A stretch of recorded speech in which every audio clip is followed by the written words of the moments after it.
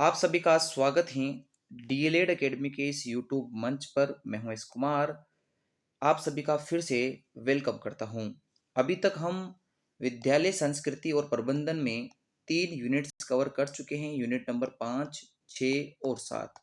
अब हम शुरू से शुरू कर रहे हैं, जहां हम यूनिट नंबर 1 पढ़ रहे हैं, जिसका नाम है विद्यालय की संकल्पना। इस यूनिट में मैं आपको समझ देता हूं क्या क्या पूछा जाता है। एक तो पूछा जाता है एसएमसी, विद्यालय प्रबंधन समिति, और इस समिति के कौन कौन से प्रकार होते हैं तो वो पढ़ने हैं। फिर उसके बाद हम विद्यालय कैसा होना चाहिए, विद्यालय की आवश्यकता क्यों है, ऐसे प्रश्नों को हमें पढ़ना है। बिल्कुल बेसिक प्रश्न है। केवल एसएमसी वाला प्रश्न ही थोड़ा सा आपको लग सकता है कि इसमें आपको जानकारी याद रखने लायक है, बाकी ऐसे कोई भी प्रश्न नहीं है जो आपको मतलब जो है बहुत ज़्यादा गहनता से पढ़ने हैं। तो शुरुआत कर रहे हैं एसएमसी के बारे में जानने से। देखो, एसएमसी को हम हिंदी में कहते हैं विद्यालय प्रबंधन समिति, और अंग्रेजी में इसे कहा जाता है स्कूल मैनेजमेंट कमेटी। यह एक ऐसी निकाय या संस्थान, एक ऐसी समिति होती है जो विद्यालय के प्रबंधन और कामकाज पर निगरानी रखती हैं कि विद्यालय का मैनेजमेंट कैसा चल रहा है, विद्यालय का कामकाज कैसा चल रहा है, तो उस पर ध्यान रखती हैं। भारत में सभी स्कूलों में, सभी सरकारी स्कूलों में यह समिति जो है पाई जाती हैं। और इस समिति को शिक्षा के अधिकार अधिनियम 2009, बोले तो आरटी एक्ट 2009 के तहत लागू किया गया है। आपसे अगर छोटा प्रश्न पूछ के वो पूछे कि बताइए कौन सी धारा शिक्षा के अधिकार की हमें बताती है कि स्कूलों में एसएमसी का गठन किया जाएगा, तो उस धारा का नाम है धारा संख्या 21। तो धारा संख्या 21 आरटी अधिनियम 2009 की कहती हैं कि प्रत्येक विद्यालय, प्रत्येक सरकारी विद्यालय में जो भारत में है, उसमें एक एसएमसी का गठन किया जाएगा जो विद्यालय के प्रबंधन और कामकाज पर निगरानी करेगी। और इस समिति का मुख्य उद्देश्य ये है कि बच्चों के अभिभावक, शिक्षक, स्थानीय समुदाय और शिक्षा विभाग के जो अधिकारी हैं वो मिलकर स्कूल को अच्छे प्रकार से संचालित करें, वहाँ अपनी सामुदायिक भूमिका देवें, विद्यालय के प्रति जवाबदेही रहें और शिक्षा में गुणवत्तापूर्ण कार्य हो सके, सुधार लाए जा सके। तो इसलिए हमने ये समिति बना दी है। अब ये पूछे कि इस समिति के कार्य या उसके उद्देश्य क्या है, तो हमें बताना है कि हम किस उद्देश्य से ये बना रहे हैं। तो नंबर एक तो ये है कि हमें सामुदायिक भागीदारी सुनिश्चित करनी है। माता पिता हो, चाहे समुदाय के सदस्य हो, जिस समुदाय के बच्चे स्कूल में पढ़ रहे हैं वहाँ के सदस्य हो, चाहे शिक्षक हो, सभी को अपनी एक सामुदायिक भागीदारी देनी होती है विद्यालय के विकास में और संचालन में। इसलिए ये बनाई गई हैं। दूसरी बात है जवाबदेही और पारदर्शिता। पारदर्शिता का मतलब क्या होता है कि किसी भी प्रकार की कोई कमी नहीं हो और कोई भी घोटाला न हो, एकदम स्पष्ट चीजें हो, तो स्कूल का कामकाज पारदर्शिता रूप से चले और स्कूल के जो शिक्षक हैं, समाज वाले हैं, वो एक दूसरे के प्रति जवाबदेही रहे, इसको भी सही से करना है। दूसरा है विद्यालय के विकास की योजना। आपका विद्यालय जो है, जिसमें अभिभावक, शिक्षक, प्रधानाचार्य, बच्चे, समाज के जो व्यक्ति हैं, इन सभी की भागीदारी है। ये सभी मिलकर विद्यालय के विकास की योजना बनाते हैं, इसलिए एसएमसी का गठन किया जाता है। धारा संख्या 21 में तो बात की जाती है एसएमसी की, और धारा संख्या 22 जो है आरटी की, उसमें कहा जाता है कि एक स्कूल डेवलपमेंट प्लानिंग का कार्य कौन करेगा, एसएमसी वाले। यानी एसएमसी का कार्य है स्कूल डेवलपमेंट प्लानिंग का, यानी विद्यालय विकास की योजना कौन बनाएगा, एसएमसी वाले। फिर है वित्तीय प्रबंधन। स्कूल में कोई भी भौतिक आवश्यकता है, चाहे मानवीय आवश्यकता है, उसके लिए जो फंड चाहिए उसका प्रबंधन एसएमसी के द्वारा ही किया जाता है। और अगला है क्वालिटी एजुकेशन। बच्चों को अच्छे प्रकार से शिक्षा मिले, समय पे शिक्षक पढ़ाने जाए और क्लासें नियमित रूप से लगे और बच्चों का सुधार हो, क्वालिटी एजुकेशन मिले, ये एसएमसी का कार्य होता है। फिर ये शिक्षक टाइम पे आए नहीं आए, ये अभिभावक एसएमसी में इसका मुद्दा उठाते हैं। नहीं आ रहे हैं तो समय पे आने के लिए कहेंगे। तो ये चीज़ें होती है। साथ ही में एमडीएम का संचालन। अब ये जो है इम्पोर्टेंट बिंदु है कि जो पोषाहार खिलाया जाता है, जो पोषाहार हमारे बनता है स्कूलों में, मध्याह्न भोजन, मिड डे मील, उस मिड डे मील में गुणवत्ता हो, बच्चों को मिले निःशुल्क रूप से, अच्छा मिले, इसकी भी जो व्यवस्था करनी है वो एसएमसी वालों को करनी होती है। अब साथ ही में लास्ट हमारा इसका बिंदु रह चुका है, जो 6 नंबर का प्रश्न है, तो उसमें थोड़ा सा बड़ा लिखना पड़ता है। हमें आवश्यकता क्यों है एसएमसी की, हम क्यों ये एसएमसी लागू करना चाहते हैं। तो पहली बात तो ये है कि हमें शिक्षा में गुणवत्ता लानी है, इसलिए हमें इसकी आवश्यकता है। समुदाय की भागीदारी सहभागिता लानी है, इसलिए हमें एसएमसी की आवश्यकता है। विद्यालय के प्रशासन पर निगरानी रखनी है, इसलिए हमें एसएमसी चाहिए। संसाधन जो विद्यालय में उपलब्ध कराए जाते हैं, क्या उनका प्रबंधन सही प्रकार से हो रहा है, नहीं हो रहा है, इसका भी जानकारी चाहिए। वित्त विभाग जो वित्तीय स्वीकृति देता है विद्यालय के कार्यों के लिए, विकास के लिए, क्या उसका सही प्रकार से यूज़ हो रहा है, नहीं हो रहा। एक तो सरकार का धन वेस्ट जा रहा हो, इसलिए भी प्रबंधन की समिति की आवश्यकता है। स्कूल के विकास का निर्माण की योजना जो बनी है, वो सही है या नहीं है, या विद्यालय का विकास बिना किसी योजना के हो रहा हो, ऐसा भी नहीं होना चाहिए। बालकों के अधिकार जो हैं, क्या उनका वहाँ पालना हो रही है? अगर बालकों के अधिकारों का हनन हो रहा है, तो उन हनन को रोकने का कार्य भी एसएमसी का होता है। एक निश्चित आयु वर्ग के बच्चों को उसी अनुरूप शिक्षा देनी चाहिए, उन पे कोई प्रताड़ना नहीं हो। शैक्षिक कार्यक्रम जो शिक्षा से संबंधित हैं और जो प्रगति से संबंधित कार्यक्रम हैं, उनको देखना। जैसे अब हर 2 महीने, 1 महीने में क्या होता है, अब पीटीएम पेरेंट्स टीचर मीटिंग होती है, उसमें क्या होता है कि जो कार्यक्रम हो रहे हैं शिक्षा के लिए और बच्चों की प्रगति के लिए, क्या वो सही प्रकार से आयोजित किए जा रहे हैं, नहीं किए जा रहे हैं विद्यालय में, तो ये सभी भी देखना होता है। बच्चों की सुरक्षा देखनी है कि बैठक व्यवस्था अच्छी है नहीं है, सुविधाएँ देनी है, बच्चों के खेलने के उपकरण है नहीं है, मैदान है नहीं है, खिलौने हैं नहीं है, किताबें हैं नहीं है, तो सुविधाएँ सब वगैरह देखनी होती हैं। तो ये हमारे उस पहले प्रश्न का जवाब हुआ। उसमें लास्ट 2 लाइनें आपको ऐसे लिखनी है कि एसएमसी के 2 प्रकार होते हैं, साधारण सभा और कार्यकारिणी सभा। साधारण सभा में समस्त अध्यापक और समस्त अभिभावक इसके अंदर जो हैं सम्मिलित रहते हैं। यानी कि स्कूल में पढ़ाने वाले सभी टीचर, एचएम सहित, और जितने भी अभिभावक जो बच्चों के हैं, वो सभी साधारण सभा के सदस्य होते हैं। उनके लिए कोई भी अलग से जो है कार्यकारिणी गठित नहीं होती है। और जो कार्यकारिणी गठित की जाती है अलग से सभा, उसमें केवल 16 सदस्य होते हैं। अब ये 16 सदस्य कौन होते हैं, नहीं होते हैं, इनके बारे में अगले प्रश्न में हम जानकारी लेते हैं। अगला हमारा प्रश्न है कि एसएमसी के 2 सभाएँ होती हैं। एसएमसी के प्रकार की बात करूँ मैं, तो एसएमसी की 2 सभाएँ होती हैं, साधारण और कार्यकारिणी सभा। इन दोनों में क्या अंतर हैं, इनको कैसे याद रखें? तो देखिए, साधारण सभा को हम जनरल बॉडी कहते हैं, और ये विद्यालय प्रबंधन की समिति, ऐसी समिति है जिसमें सभी प्रकार के सदस्य होते हैं। सभी प्रकार के मतलब अभिभावक भी होंगे, अभिभावक के अलावा जैसे जो समस्त अध्यापक हैं, वो इसके सदस्य होते हैं। और इसका कार्य क्या है? कार्य ये है कि ये जो कार्यकारिणी हम बनाएँगे 16 सदस्यों की, उसके लिए सदस्यों का चुनाव इन्हीं साधारण सभा में से किया जाएगा, इन्हीं में से उनको लिया जाएगा। और जो बैठकें होती हैं विद्यालय से संबंधित, वो भी हम साधारण सभा में से ही ली जाती है। यानी कि जो 16 सदस्य हैं, वो तो इसी साधारण सभा में लिए जाएँगे, पर उनके अलावा जो बाकी अभिभावक हैं, वो भी अपना रोल बैठक में निभा सकते हैं। और विद्यालय से संबंधित जो महत्वपूर्ण निर्णय होते हैं, वो भी चर्चा इसी साधारण सभा में की जाती हैं। अब हम बात करते हैं कि साधारण सभा का दूसरा कार्य क्या है, इंपॉर्टेंट कार्य, वो है कि बैठकों में जो अध्यक्ष है उसका चुनाव करना। अब मैं आपको समझाता हूँ कैसे। हमने साधारण सभा में समस्त अध्यापक और समस्त अभिभावक लिए हैं। अब इनमें से अध्यक्ष, चूंकि अध्यक्ष केवल अभिभावकों में से बनाए जाते हैं, तो अध्यक्ष समस्त अभिभावकों में से लिए जाएंगे। तो समस्त अभिभावकों में से वो कौन सा अभिभावक होगा जिसको अध्यक्ष बनाना चाहिए, इसका चुनाव भी साधारण सभा के द्वारा ही किया जाता है। यानी कि सभी व्यक्ति, 2-5 व्यक्ति उनमें से खड़े होकर उनको वोट देते हैं, और उन वोट के हिसाब से या फिर अपने जो हैं ज़्यादा बहुमत के हिसाब से उनमें से किसी एक को अध्यक्ष बनाया जाता है। अब साधारण सभा में से ही 16 व्यक्ति अलग करके एग्जीक्यूटिव कमेटी बनाई जाती है, जिसे हम कार्यकारिणी सभा कहते हैं। तो ये हम ऐसा कह सकते हैं कि साधारण सभा के अंदर निर्वाचन या मनोनीत होकर एक छोटा समूह बनाते हैं, उसे हम कार्यकारिणी समिति कहते हैं। इसमें कुल 16 सदस्य होते हैं, और 16 सदस्यों में से 3/4 बोले तो 75% अभिभावक होते हैं, और जो बाकी हैं वो अन्य मनोनीत सदस्य होंगे। और जो 100% मतलब 16 सदस्य हैं, उनमें से लगभग 8 बोले तो 50% महिलाएं होगी, ये भी कार्यकारिणी समिति में हैं। अध्यक्ष जो हैं, वह साधारण सभा में से एक व्यक्ति को चूज किया जाता है, और उसी में से उपाध्यक्ष भी एक चूज किया जाता है। तो अध्यक्ष और उपाध्यक्ष साधारण सभा में से माता पिता बोले तो अभिभावकों को सिलेक्ट किया जाता है। जबकि विद्यालय के जो प्रधानाचार्य होते हैं, उनको अध्यक्ष नहीं, उनको सचिव बनाया जाता है, वरिष्ठतम शिक्षक बनाया जाता है, ताकि जो वित्तीय प्रबंधन है वो उसमें महत्वपूर्ण रोल निभा सके। फिर है कार्य। अब देखो, एसएमसी के कार्य वही हैं जो अभी आपने ऊपर देखे हैं। एसएमसी का सारा कार्य वही है, कार्यकारिणी का, जो अभी हमने ऊपर एसएमसी के अंदर देखा है कि हम एसएमसी क्यों बना रहे हैं, उसको क्या कार्य करते हैं, तो वही चीजें आप यहाँ लिखोगे कि जब आपको कार्य लिखना है तो एसएमसी के सारे कार्य वही हैं जो अभी हमने ऊपर वाले प्रश्न में पढ़े हैं।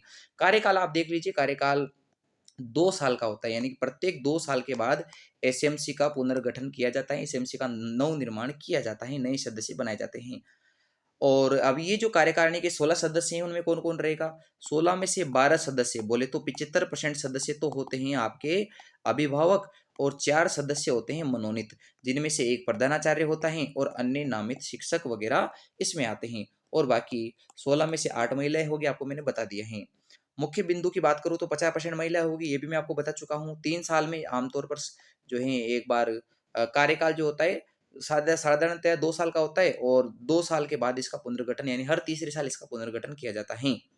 अब मैं बात करता हूँ शिक्षक कल्याणकारी योजनाओं के बारे में। शिक्षक कल्याणकारी योजनाएँ क्या हैं? ये प्रश्न 2 बार पूछा गया है, 2022 और 2017 में। अगर इस बार भी पूछ ले तो आप आसानी से जवाब दे सकते हैं। देखो, शिक्षक कल्याणकारी योजनाओं में एक योजना माध्यमिक शिक्षा बोर्ड ने चलाई है अजमेर के द्वारा, जिसका नाम है शिक्षक कल्याण कोष। अब इस कल्याण कोष योजना के बारे में आपको विस्तृत रूप से लिखना है। माध्यमिक शिक्षा बोर्ड के द्वारा चलाई गई इस जो कल्याण कोष है, ये एक प्रकार का ट्रस्ट है जो शिक्षक और उन पर आश्रित के लिए जो है सहायता राशि प्रदान करने के लिए बनाया गया है। जैसे छात्रवृत्ति, सेवारत मतलब सेवा में, इन सर्विस यानी सर्विस के अंदर जो टीचर हैं या जो रिटायर हो चुके टीचर हैं, उनको बच्चों उनके जो बच्चे हैं उनको टेक्नोलॉजी और वोकेशनल जो एजुकेशन है, व्यावसायिक शिक्षा है, जैसे मेडिकल फील्ड हो गया, इंजीनियरिंग, बीएड, एमबीए, इनके लिए छात्रवृत्ति दी जाती हैं। तो कौन सी ऐसी योजना है जिसके तहत माध्यमिक शिक्षा बोर्ड राजस्थान के जो कार्मिक हैं, चाहे वो रिटायर्ड हो चुके हो या चाहे सर्विस में हो, उनके लिए छात्रवृत्ति दी जाएगी बच्चों को? तो वो है शिक्षक कल्याण कोष। तो शिक्षक कल्याण कोष छात्रवृत्ति देता है और छात्रवृत्ति किसको देते हैं? इन सर्विस या सेवानिवृत्त शिक्षकों के बच्चों को। और ये बच्चे तकनीकी शिक्षा और व्यावसायिक शिक्षा के लिए छात्रवृत्ति ग्रहण करेंगे। इसमें शर्त क्या है? शर्त ये है कि शिक्षक बोर्ड की उत्तर पुस्तिका जांचने के लिए परीक्षा के रूप में पंजीकृत हो। केवल वही शिक्षक इस छात्रवृत्ति का फायदा उठा सकता है जो माध्यमिक शिक्षा बोर्ड के 10th और 12th की जो कॉपी चेक करने में जिसकी ड्यूटी लगी हो। आर्थिक सहायता भी देता है आपका शिक्षक कल्याण कोष। कैसे देता है?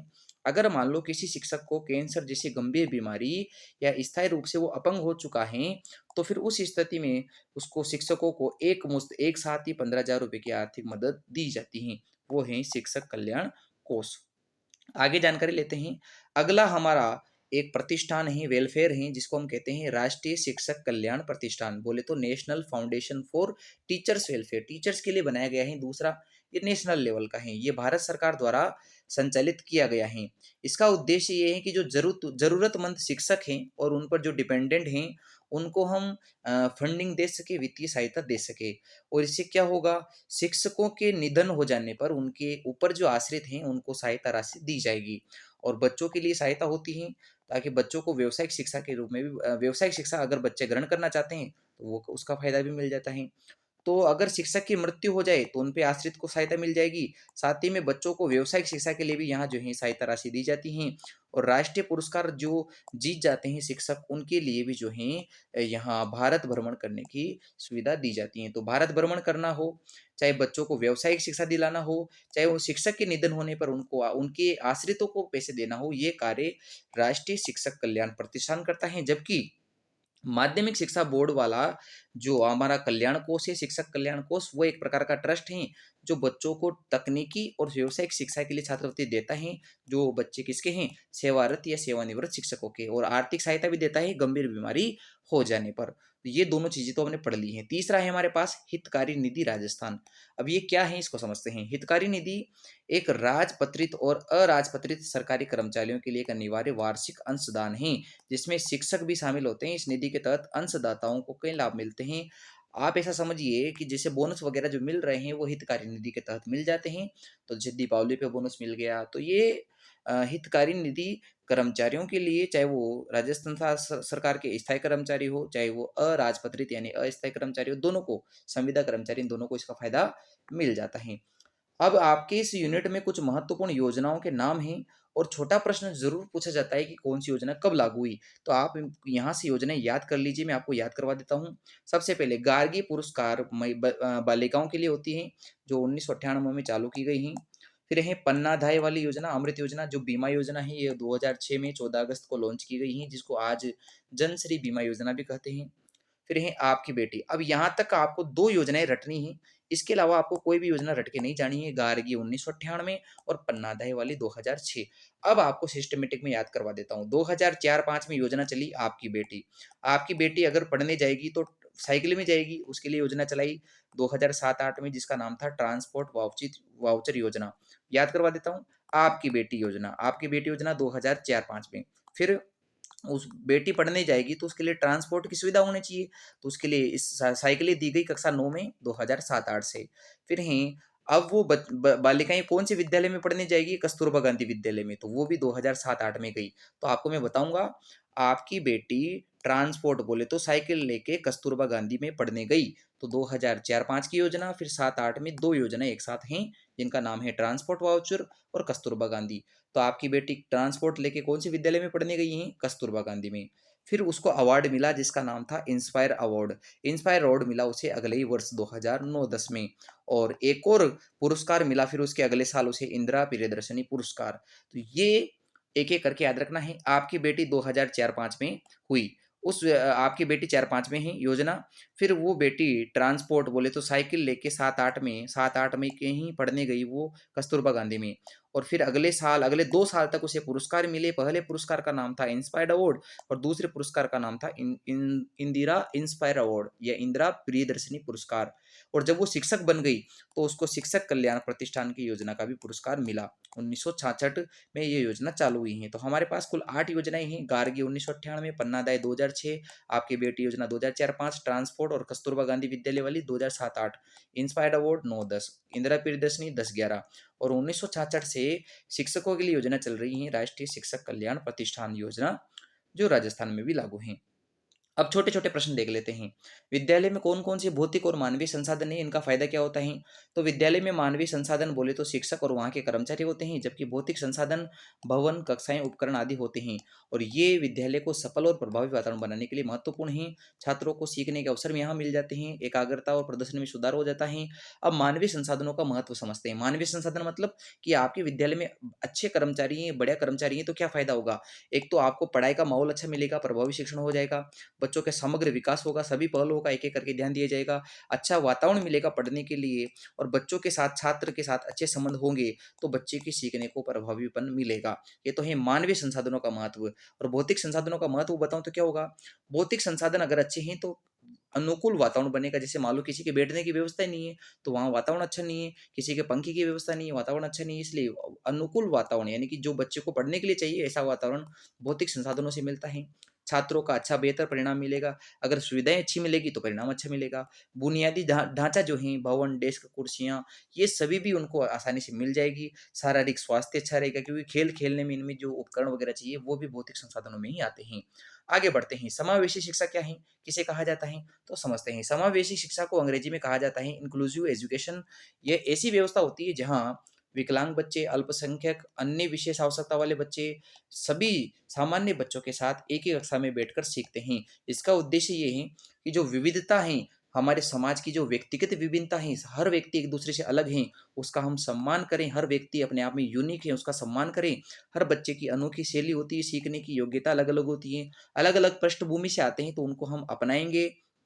तो समावेशी शिक्षा सिर्फ बच्चों को कक्षा में शामिल करने से ही रिलेटेड नहीं, उससे कभी अपितु कहीं ज़्यादा ही ये संस्कृतियों का, नीतियों का, प्रथाओं का, सभी का सम्मान करने वाली हैं और यहाँ बच्चा सुरक्षित महसूस करता है। अब इसका फ़ायदा क्या है।